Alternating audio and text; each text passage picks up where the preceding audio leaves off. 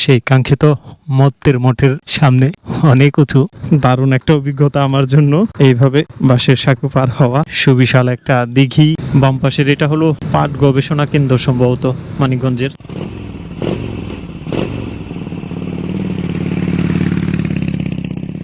Hello bike lovers, কি অবস্থা সকলের? নতুন আরেকটি ভিডিওতে স্বাগতম জানাচ্ছি। ঢাকা থেকে মানিকগঞ্জ যাচ্ছি, আজকে ঈদের দ্বিতীয় দিন। আশা করছি 2-3টা স্পটে ঘুরবো মানিকগঞ্জে ঘোরার মতো অসম্ভব সুন্দর জায়গা আছে, কিন্তু সময় স্বল্পতার জন্য সবকিছু ঘোরা সম্ভব না। 2টা দিন ধরে আকাশের অবস্থা খুবই ভালো যাচ্ছে, অনেক রোদ। বারোবাড়িয়া স্ট্যান্ডে চলে আসলাম।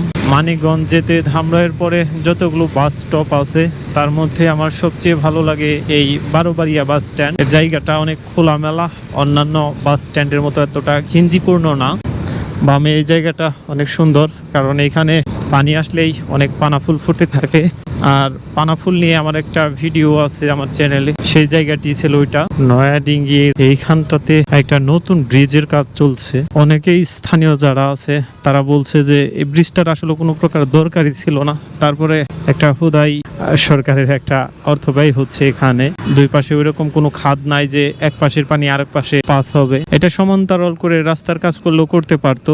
বহুদিন ধরে এই ব্রিজটার কাজ চলছে আর জনগণের ভোগান্তি তো অনেক কাজই থাকে টাকা গচ্ছা যাওয়ার মতো, তার মতোই একটা প্রকল্প এটা। বাঙালি বরাবরই কপি করতে খুবই উস্তাদ, সেই চায়নাদের মতো। চায়নারা যেভাবে কপি করতে পছন্দ করে, বাঙালিও তার ব্যতিক্রম নয়। ঢাকা আরিচার এই রোডটাতে সেলফি নামক একটা বাস পরিবহন আছে, যেটা খুবই জনপ্রিয় বা অনেক দ্রুত গতিতে টানে। তারই ধারাবাহিকতায় এখন নতুন একটা বাস বের হয়েছে, শেফালি। যেহেতু ভাড়া একটু বেশি হলেও সেলফি বাসে অনেকেই চড়ে, কারণ অনেক দ্রুত যাওয়া যায়। তবে কিছু মানুষ এখানে এসে ধোকা খায়। সেলফি এবং শেফালি পরিবহনের বাইরের গ্রাফিক্সটা আছে, দুইটারই প্রাইস সেম। আবার নাম অনেক আছে যারা সাধারণ পর্যায়ের, ওনারা তো অতটা খেয়াল করে না আসলে এটা কোন পরিবহন। তো অনেকে মনে করে এটাই সেলফি। তো এটা অত্যন্ত লোকাল একটা বাস, এই শেফালি পরিবহন, কিন্তু সেলফির মতোই ভাড়া নেওয়ার চেষ্টা করে। আমরা জাগির ব্রিজের খুব কাছাকাছি আছে, যাওয়ার সময় আমরা জাগির ব্রিজের এই পাশ দিয়ে যাব। আসার সময় মানিকগঞ্জ টাউন থেকে মানিকগঞ্জ বাস স্ট্যান্ড হয়ে হয়তো সোজা রোড দিয়ে চলে আসব। বামের রোডটা ধরলাম, লোকাল একটা পরিবেশ।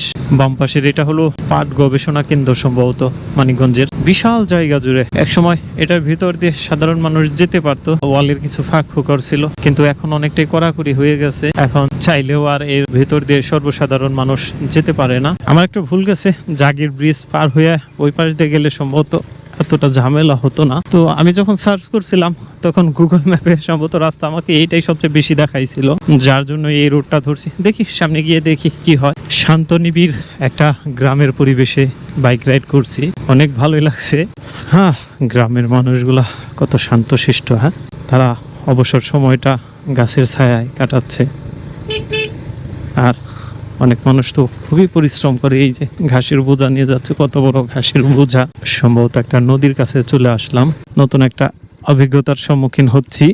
বাঁশের সাঁকো অসংখ্যবার পার হওয়া হয়েছে, তবে বাইক নিয়ে এই প্রথম। দারুণ একটা অভিজ্ঞতা আমার জন্য এইভাবে বাঁশের সাঁকো পার হওয়া বাইক নিয়ে। খারাপ না, মোটামুটি ভালোই আছে। অনেক বাঁশের সাঁকো তো ভাঙাচোরা থাকে, এগুলা গ্রামবাসীর সম্মিলিত প্রচেষ্টায় এগুলা করা হয়ে থাকে। তবে এখানে একটা ব্রিজের খুবই দরকার। অবশেষে একটু ভালো রাস্তা পেলাম, তো মত্ত গ্রামে পৌঁছে গেছি, খুব একটা দূর না। তো ফাইনালি আমরা বহু পেরেশানির পর চলে আসলাম সেই কাঙ্ক্ষিত মত্তের মঠের পাশে। সামনে বড় একটা পুকুর। অবশেষে সেই কাঙ্ক্ষিত মত্তের মঠের সামনে অনেক উঁচু। এটা দেখার খুব ইচ্ছা ছিল, যেহেতু আমি ঢাকায় থাকি আর এটা মানিকগঞ্জ পার্শ্ববর্তী জেলা, তো আমারই দূরও না, আবার ঢাকার ওই এই প্রান্তে, মানিকগঞ্জের কাছাকাছি প্রায়। তো সব মিলে এটা দেখার আমার খুব ইচ্ছা ছিল। এই স্থাপনাটা নাকি 250 বছরের পুরনো। আগেকার জমিদারদের কত প্রকার শখ ছিল। এটা অনেক উঁচু ছিল, উপরে আরো অংশ ছিল, কিন্তু সেটা এখন ভেঙে গেছে। এখন যতটুকু আছে অতটুকুই ভালো। দেখলা তো তাও নাকি? আর এই পাশে জমিদারের বাড়ি ছিল, এখন সেটা তো একটা উচ্চ বিদ্যালয় হয়ে গেছে, যদিও আজকে বিদ্যালয়টি বন্ধ। সামনেই সুবিশাল একটা দিঘি বা পুকুর, অনেক বড়। তো এখন অনেকটাই জরাজীর্ণ হয়ে গেছে। অনেকক্ষণ সময় কাটানোর পর মত্তের মঠ থেকে বিদায় নিচ্ছি। তো এখন যাবার একটা স্পটে, বেতিলা জমিদার বাড়ি, সেটা পরের ব্লগে থাকছে, সাথেই থাকবেন।